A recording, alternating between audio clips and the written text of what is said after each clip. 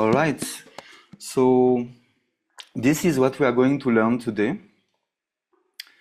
We are going to learn how to create a short video teaser to promote the broadcast using DaVinci Resolve, so to promote our play, our upcoming play.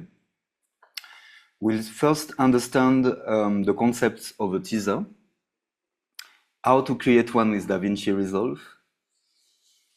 So with DaVinci, we will understand how to create text with motion, how to animate it, again with motion, how to add a texture, colors to the text, how to insert clips and editing them on the timeline, to add a soundtrack, and to export and render the promo.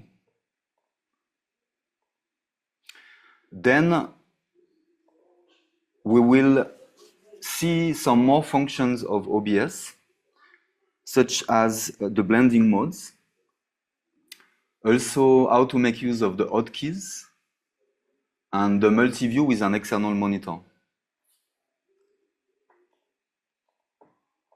Then we will finalize this lesson with how to ensure the best streaming settings and technicalities for the broadcast.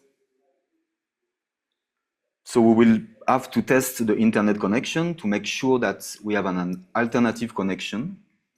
So one should be wired and another one wireless. Then we will learn how to set the encoding bit rates of OBS.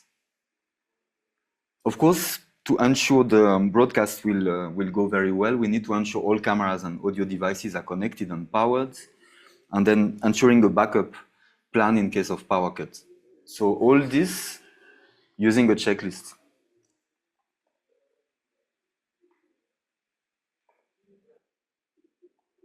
Are we all good?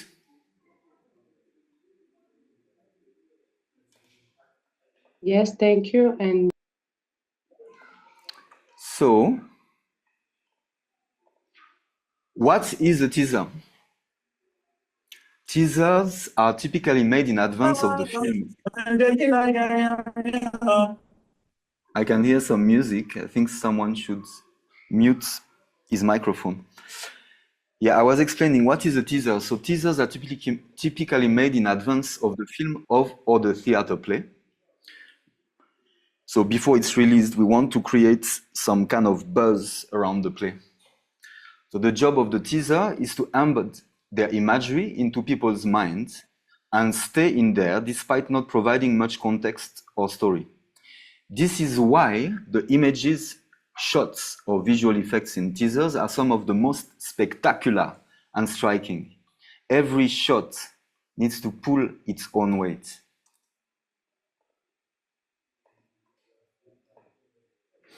So a teaser teases the viewer about the product you're making, about the play. A trailer sets a trail for the viewer to buy the product you're making. So the teaser is usually used in a marketing campaign before the event to tease, of course, the audience. And the trailer is used as we release the play or the movie. We release the trailer just maybe a few days before. And as the movie is still showing, or the play is still performed. So I wanted to show you some few examples of teasers and trailers.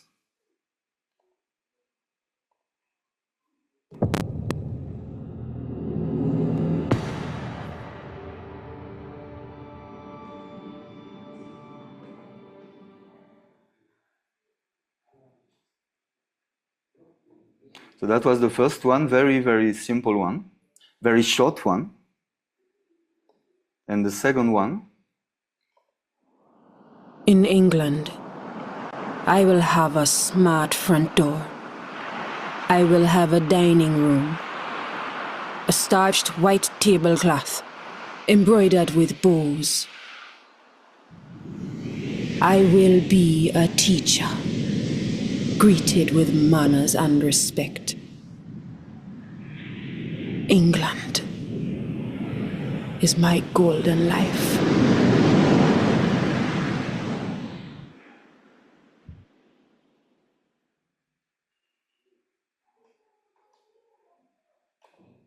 So now we are going to watch two trailers to see the difference between the teaser and the trailers.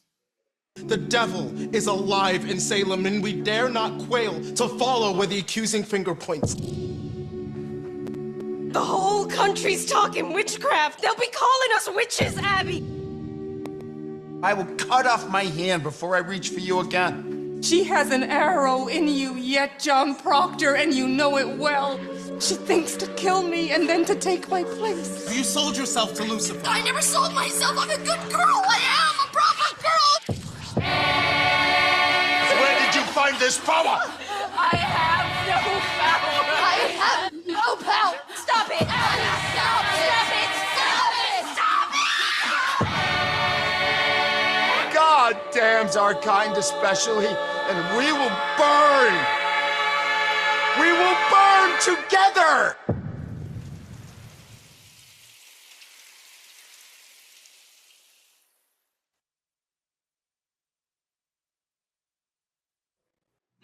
And then finally, the last one.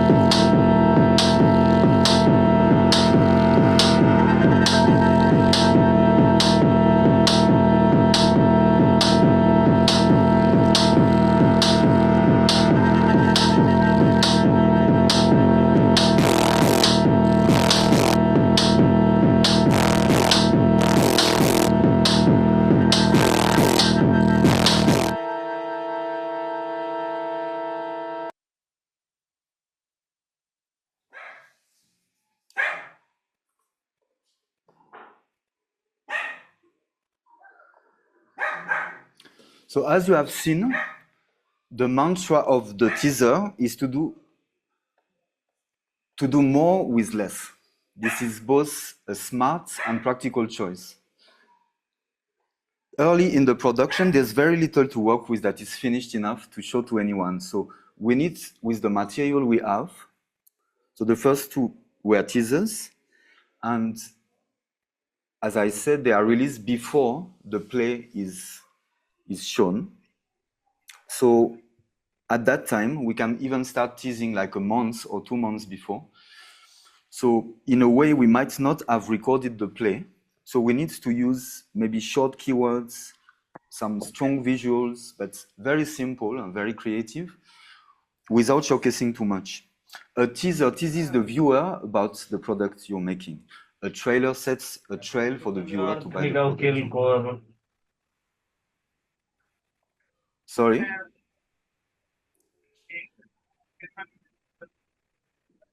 Yes. I hear someone speak. So for the trailer, you want to answer a multitude of questions. You can expect the viewer wants to know the following things. What is the play about? What is the premise? Who is in the play? Where can I watch the play? When can I watch the play? That's why you've seen on some of them, there are these informations. Like if we look back to some of the trailers. The devil is alive For in example, Salem, this and we one. dare not quail to follow where the accusing finger points. We already The have whole some country's reviews talking from witchcraft. They'll be well-known, calling us witches, Abby. critics. I will cut off my... And then at the end, we even, of course, know where it will be broadcasted, who has broadcasted it, who is going to broadcast it, and the director. If we check on the other one, the last one we saw,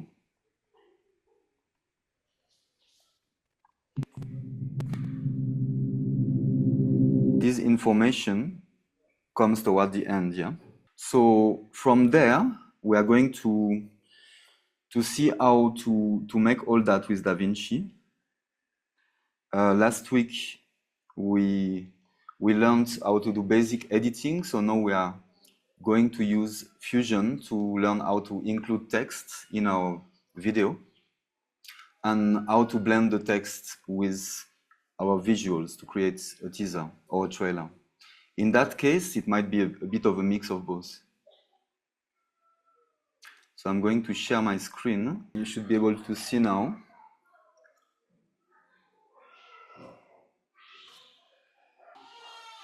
All right. Can everyone see well? Yes. Okay, that's great. Super. Yes. So here we have the timeline of the project. This is a play, a kind of performance, a mixed art performance that I directed with a Ugandan director, a Ugandan creative. So I tried to, yesterday, to do a kind of, as if I would do a teaser trailer for the show, as if it would be played again. It was played 2 years ago. So I'm going to play it back first, and then after we are going to analyze how to recreate it. Where are they going? By the way, all these people you see, they have their own dreams. Mabinti zako washibi mama kapipi funga mulango kibo.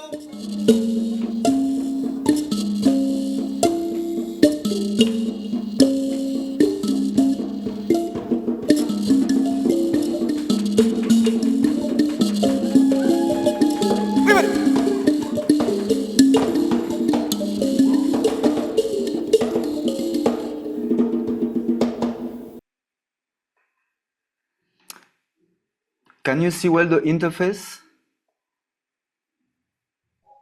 Yes. of the software? Yes. Yes. Yes. Okay, great. Yes. Yes. Super. So let's start with the. Last week we learned how to cut and fade the clips together. Now we can understand how to create a title. So I go to the upper left part of the software. We can see there are different folders. One is called footage, another one shots, another one texture.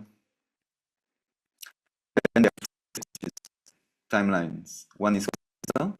So when I do on teaser, I can see the full creation, the full video. This is what you are seeing for. Now I double click on un. By the way, un is one, means one in French. So that was why we called that play un. Where are they going?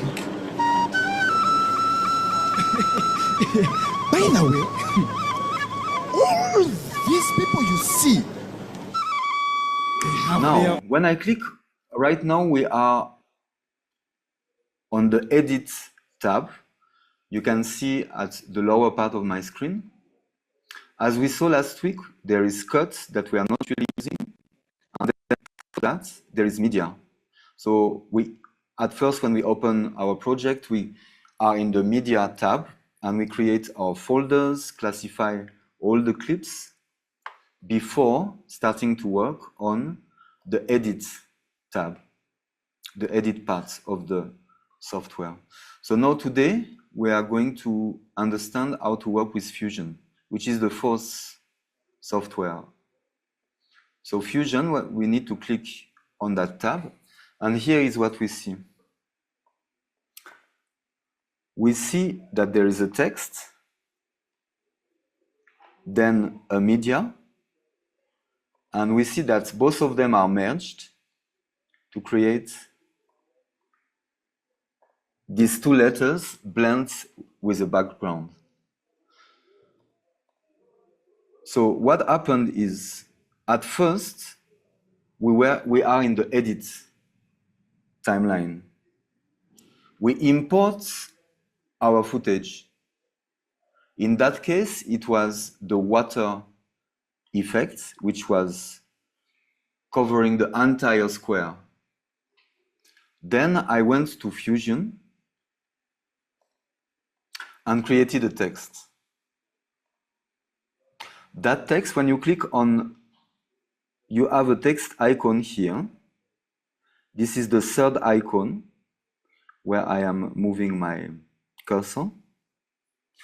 So you can click on it and it can create a new text. Once you create a new text, you can click on the text here and insert your text. So here I had put UN, but we could put anything we want. You see that when there's no text, this was the media that was before. That was just a texture. So now I insert my text.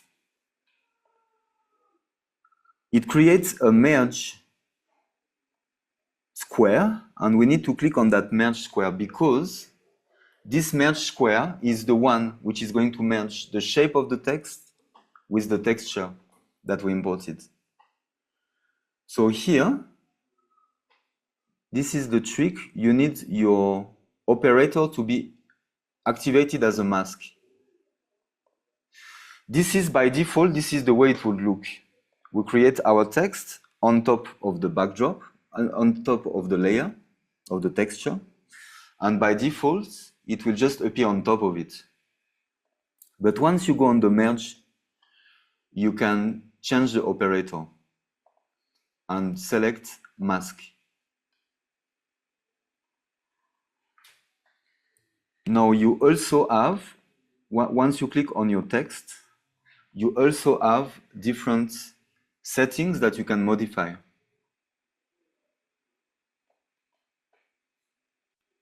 For example, you can see that at the beginning, there's that kind of rotation. So this, if I go, for example, a bit in the middle of my timeline, if I want to change that setting, here we have, on the upper right, we have different things just above the text. Below it, we have the font, the choice of the font. So you can select any of the fonts you want that you have already installed on your computer. Then you can change the color, but in that case, it won't change much because we are using the text as a mask. You can change the size, as you can see, and other settings. Tracking is the spacing between the letters.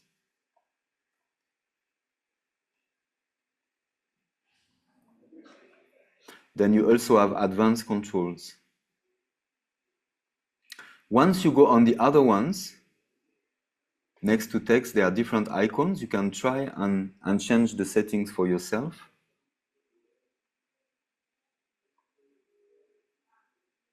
And see what it will do. If we go to transform, for example, we have rotation setting. So that's what I used to create the animation at the introduction. You can see that it starts like that and ends like that. So it's the same as what we saw. We need to use keyframes. Using keyframes, we can animate the text. So if I go here and I want to do a rotation on my letters, you can see that I'm moving that red thing on my timeline. I go, for example, at 500. Then I'm going to modify one setting of the rotation. For example, on the Y, you can see that when I increase it, the letters disappear. So I do that and I create a keyframe. Every time you need to create a keyframe, so as it is set for the software. So here I created a keyframe, it becomes red as you can see. Then I will go a bit earlier in my sequence and move that setting again, and automatically it will create another keyframe. Now when I play back, you can see that the letters are rotating slowly. So it's really all about keyframes for animation in time.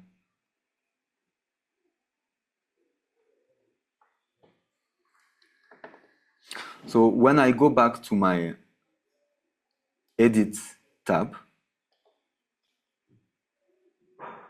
I now have what we have just done. Where are they going? By the way, all these people you see, they have their own dream. We have a timeline with that title. Then we have one title complete, whereby here I used what you saw, but I added the again. I created it in another time pulled together using Fusion. So if I go to Fusion, you can see how I did it. Again, with the same technique, I created a text and I applied mask operator and I animated the letters. So then I went back to my timeline, I created a new timeline, and then I added both previous timelines. Where are they going? By the way, all these people you see, they have their own dream. Here.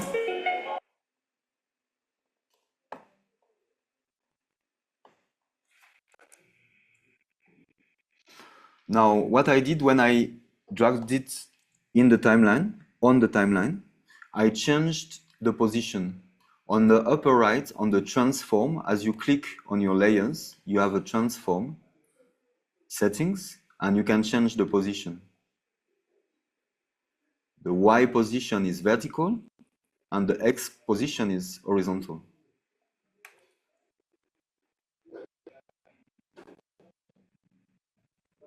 Now, project,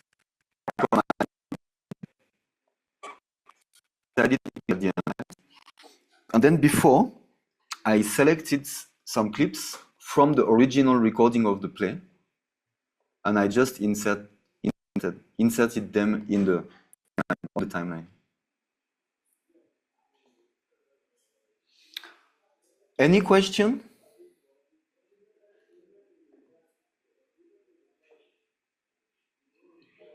Is everything clear?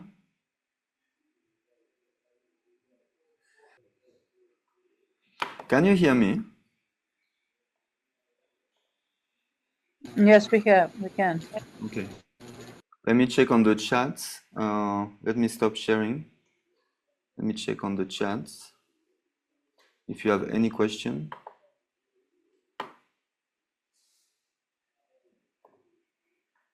Let me show you the setup as well of today. Let's go through the blending modes.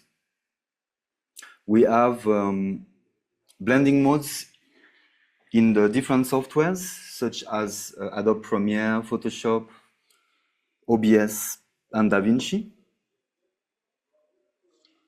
So these modes influence how the layers are blending with each other. So the first one, multiply, is the best mode for darkening. It works by multiplying the luminance levels of the current layer's pixels with the pixels in the layers below. It's great for creating shadows and removing whites and other light colors while keeping the darker colors. As an analogy, think of the selected layer and all of the layers below as individual transparencies, and that they are stacked on top of each other and then placed on an overhead projector. Using this analogy, the light passing through the lighter areas will have trouble getting through the darker areas, but the lighter areas will shine through other lighter areas with relative ease. So let's see if we use, for example,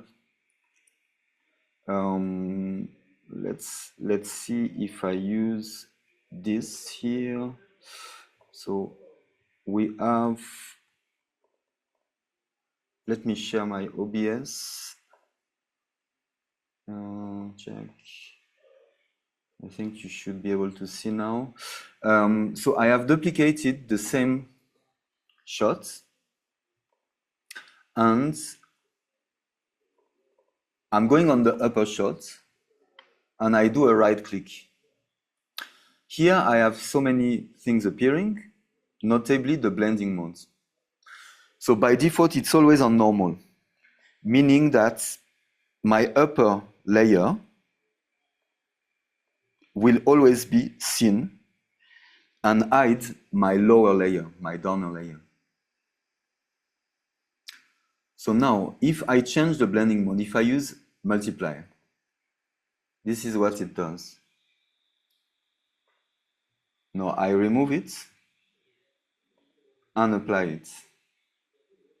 So this can work very well also to retrieve some information. Let's say that you've shot a scene which is overexposed, whereby maybe you didn't set well the light, and it was overexposed. Then in that case, in your editing software, if you duplicate the same scene and apply the transfer mode, you're going to retrieve information in your white areas. Of course, here, let's see here, I'm going to overexpose my camera. Changing the focus. Let me overexpose. Let me change the ISO. So I am going to crank up the ISO like that. So now we have a kind of bad visual. And now I'm going to multiply to do the multiply thing, the multiply transfer mode. So you can see that at least we recover some information in the lighter areas. So let's go, let's check the next transfer mode that I wanted to show you. Let me stop sharing and continue with the slides.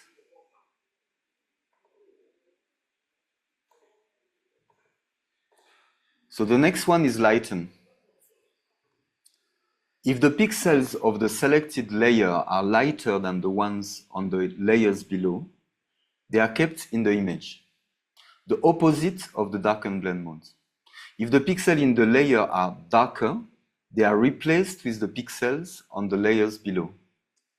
They show through to the selected layer. Note that this behavior is on a channel by channel basis. This rule is applied to each of the 3 RGB color channels separately. So RGB color channels is of course red, green, and blue. I know it sounds a bit complicated, but the only way to understand well is to experiment with the blending modes. So for those who have OBS, and I hope most of you have OBS by now, you need to test and blend your layers, and yeah, you need to experiment these different blending modes. Let's go to the next one. This is now the screen blending mode. So it's similar to the lighten blend mode, but brighter, and removes more of the dark pixels and results in smoother transitions. It works somewhat like the multiply blend mode in that it multiplies the light pixels instead of the dark pixels like the multiply blend mode does. As an analogy, imagine the selected layer and each of the underlying layers as being 35mm slides, and each slide being placed in a separate projector. One slide for each projector. Then all of the projectors are turned on and pointed at the same projector screen. This is the effect of the screen blend mode. This is a great mode for making black disappear while keeping the whites and for making glow effects.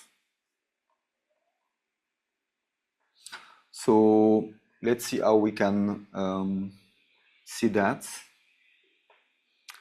Let me go back to this.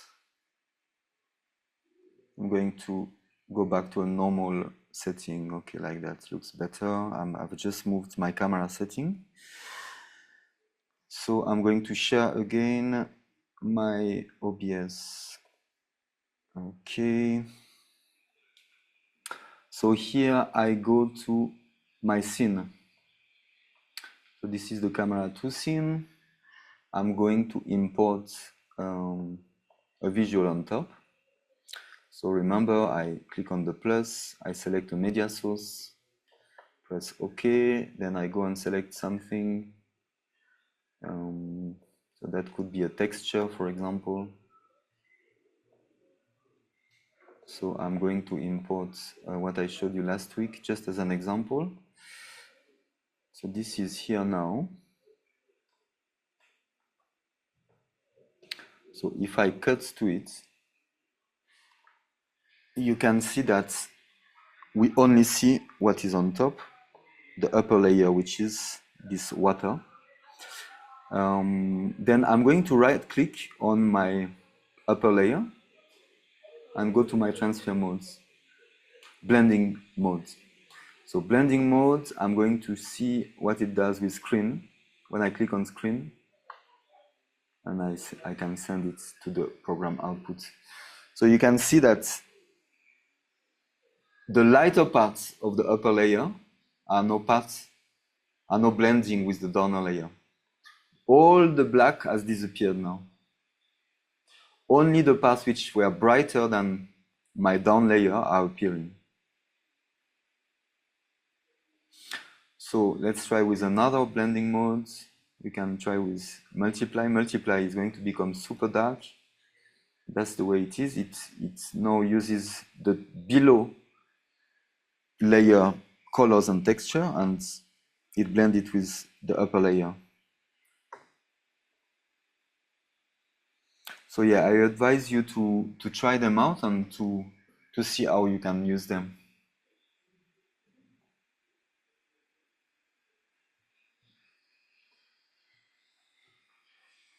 Let me stop sharing. So that is the full results of it.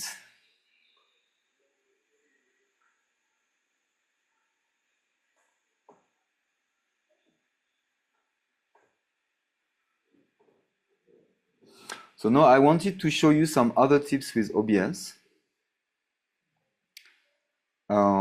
Let's again return to the sharing mode. So you should see the software. I wanted to show you how to use what we call hotkeys. So once you, on the upper left window, you have your menus, and you can go into File Settings, whereby you have different options. One of them is hotkeys. So as you scroll down, you can see that nothing is written on this gray part, except here, which is the quick transition cut. So now, in the gray part, for example, screenshot output or any of the settings, let's say here, because this is a very important one, the quick transition cut. It enables you to send your preview into your program. So here, if I press E, it's going to change. I apply and press OK.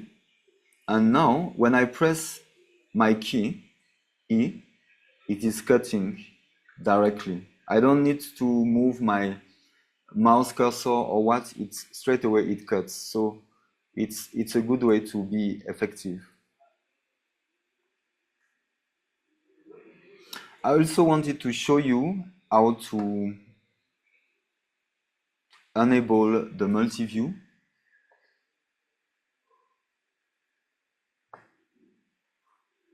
So in your view item, you have multi-view, full screen. You can select if you put it on your display one or the external display. So in that case, I want it on my external display, which is now active. I'm going to stop sharing now.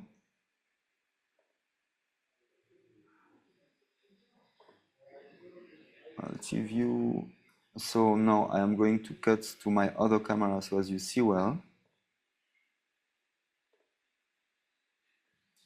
As you can see on my second screen, I see all my sources. So when I click, I can modify them. So I have all my cameras, I have all my scenes basically.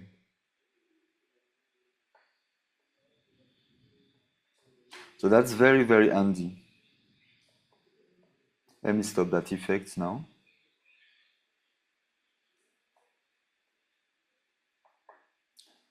So now that way we can monitor very easily. On the top right is the program out. On the left, upper left is the preview. And all my scenes are there down.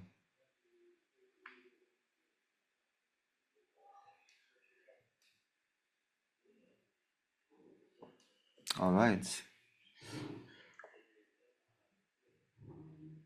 Let me stop the sharing.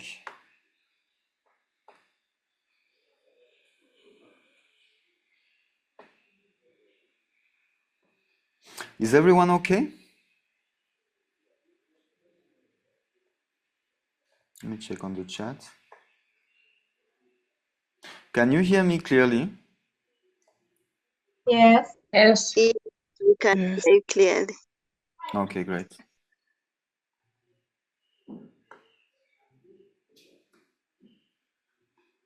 Anything you want to ask? Any question you want to ask?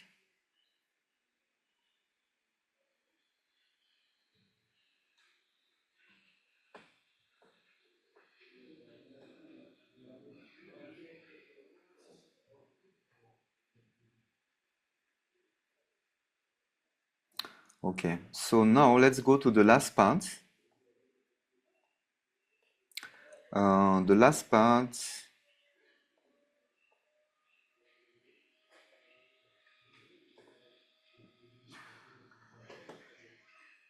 So as we saw in lesson 1, the first thing to do is to test before the broadcast, is to test the internet connection to make sure that we have an alternative connection as well.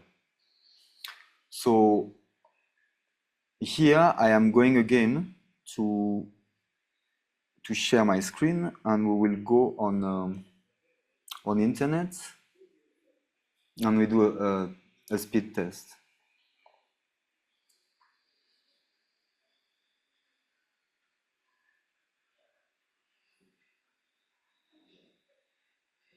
Just need to wait for a few minutes, for a minute or two, and it's going to give us the results. So here it shows us the download speed. So we need to click on show more information. So as we know also the settings of the upload speed. So we need to wait a bit more.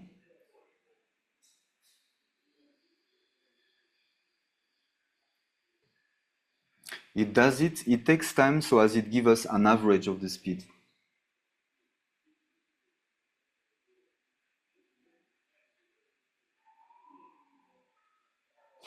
Okay, here we are, 29 megabits per second. So I'm going to share now my OBS.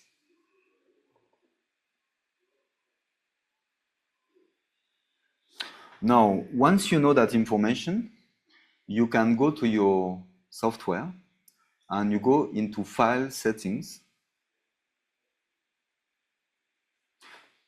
You go to Output, and you're going to change the encoder settings. So we were at 29 or 28 megabit per second. We now can transcode it into kilobit because OBS writes it in kilobits. So 29 would be 29,000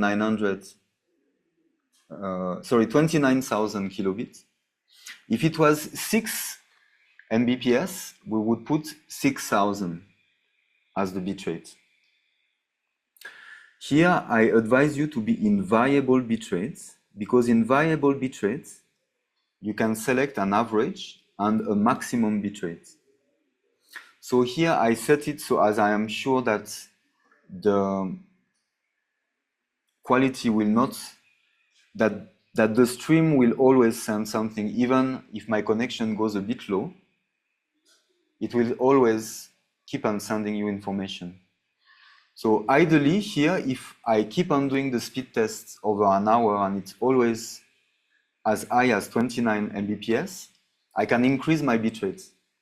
I could increase it to possibly half of it, like 14,000. So I could change here to 6,000. I could put 14,000. And then change the max bitrate to let's say 20,000. And I apply it.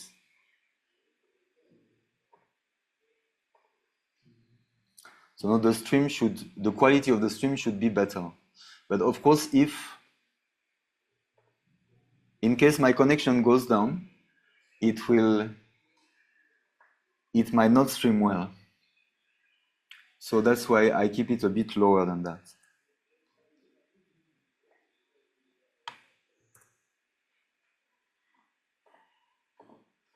How has been the quality of the stream today?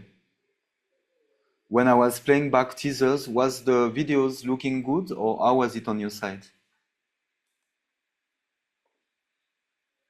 I would say it looked good. Okay, great. It was better than last time? Let me just readjust something. So even when I was showing you, even the slides are looking okay? Yes. Okay, great. Super. So that was for testing the internet connection. So in that case, I advise you to use a wired connection using an Ethernet cable.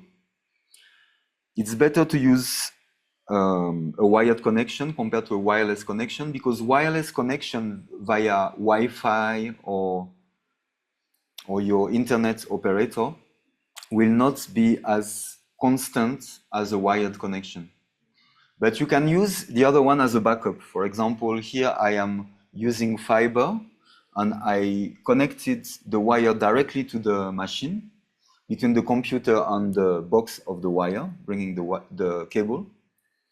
But I also have a backup connection with my phone in case I have a problem with the other device.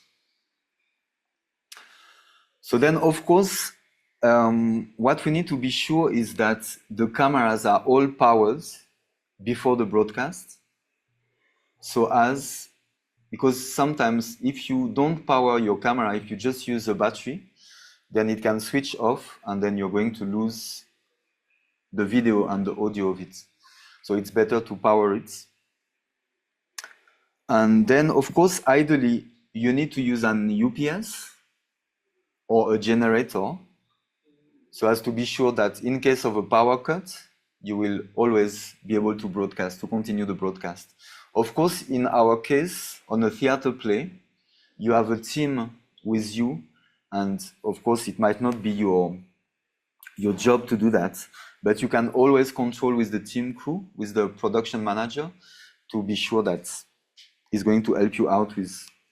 so as the power remains constant. So you can do all that with a checklist. You can make sure that you have a checklist to be sure that all these parameters, all these settings remain good.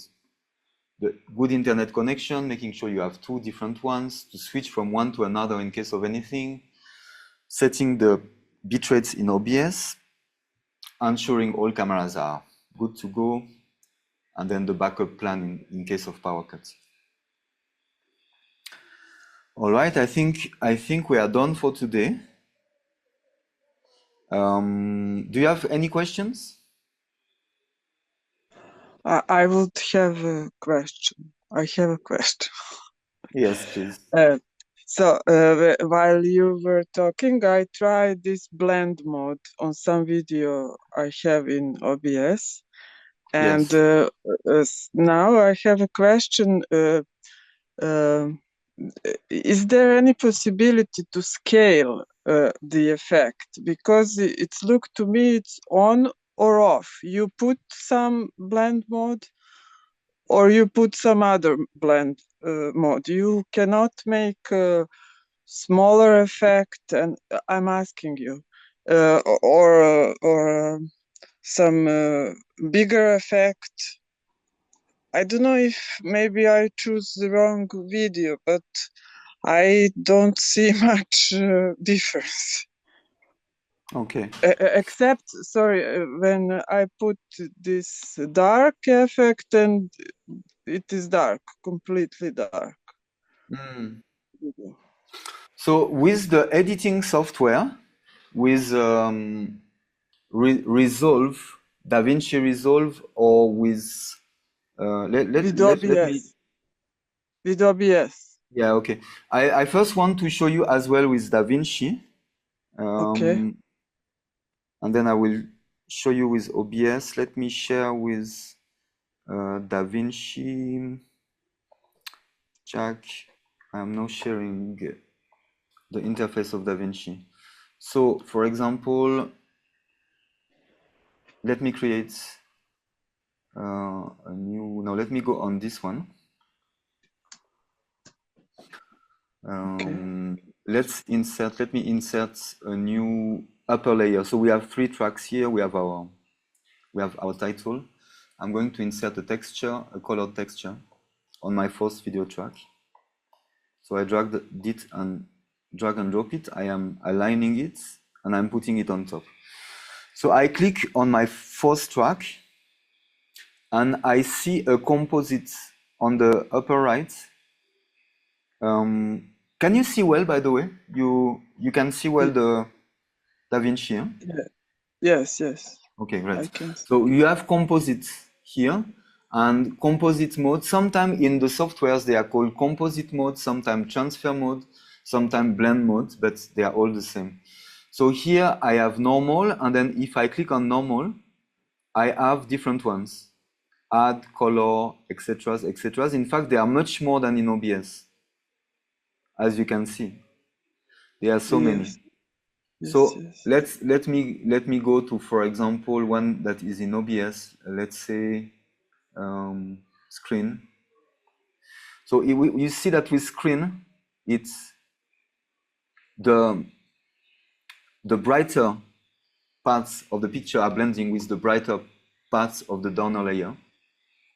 So now, if I just want, as you said, to reduce the effect, I go to my opacity. Still in composite, we have the composite modes or transfer modes, and then we have the opacity. Here I can reduce the opacity. If I put 25, you can see that it is now greatly reduced. If I increase it, it does maybe too much. So now with OBS, that's a good question. Let me stop that share and go to OBS. So let's see, I'm opening OBS again. Let me screen share with OBS. Here we go. So we have our product on the left. I have put it twice. Here we are going to right click on the upper layer. That's the one we want to reduce. Actually, to see it better, I'm going to duplicate again that copy and paste.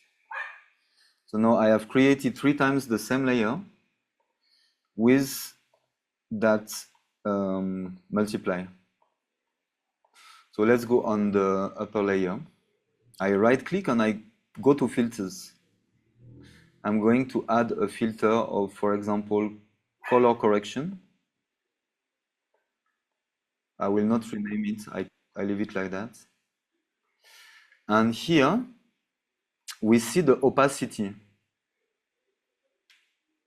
It is not working. I was hoping it would work, but it actually removed everything. Let's see. If I do again a right click, filters, here. No, it changed the whole opacity. I thought that way it would work. Let's try to find another way. Anyone having a suggestion of how to make it, how to reduce that?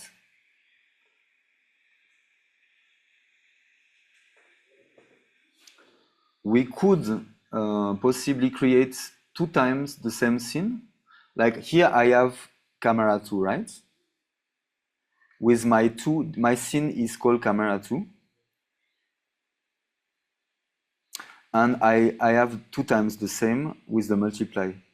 Now, if I create a new scene called camera 2 normal, I click on OK.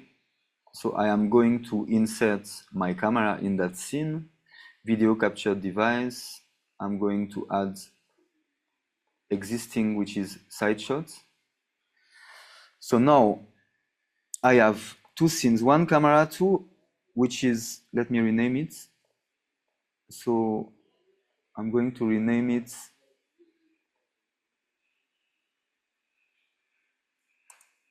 camera 2 effect, and then we have camera normal. So we could use the fading part. So on my left, I have the effects, which is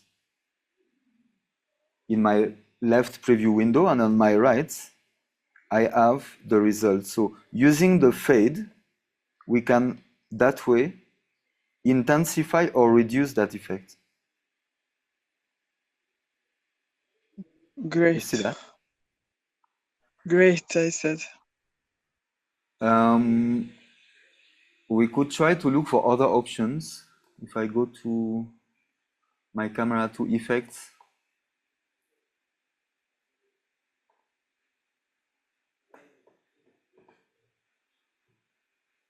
trying to see in the properties, but it does not. Somehow it doesn't have as many possibilities as the editing software, because we are doing it live. I really thought adding filters would make it, but let's see, maybe there are other filters that could do it. If we apply alert, for example. No, this will not work. Yeah, so for now, that's the only way I think it could work, the way I just showed you before. Any other question?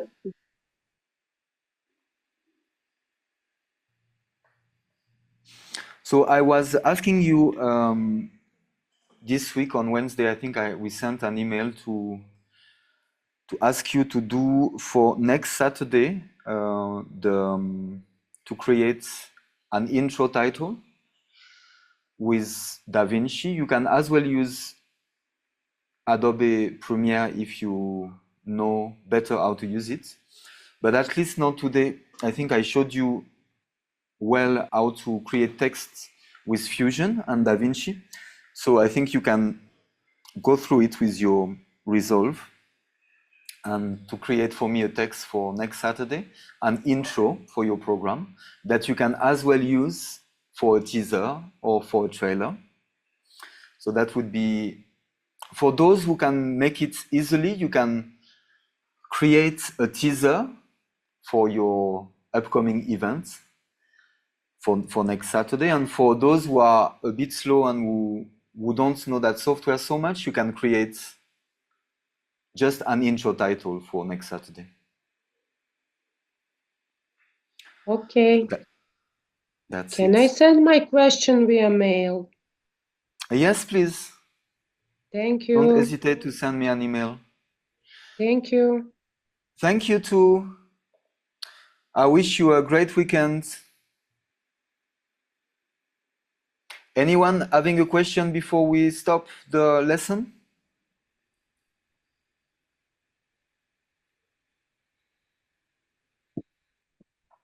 All right. I thank you again, and I see you next time on Saturday. Thank you. Bye. Thank you. Bye-bye. Bye-bye. Bye-bye. Bye. Thank you. You're welcome.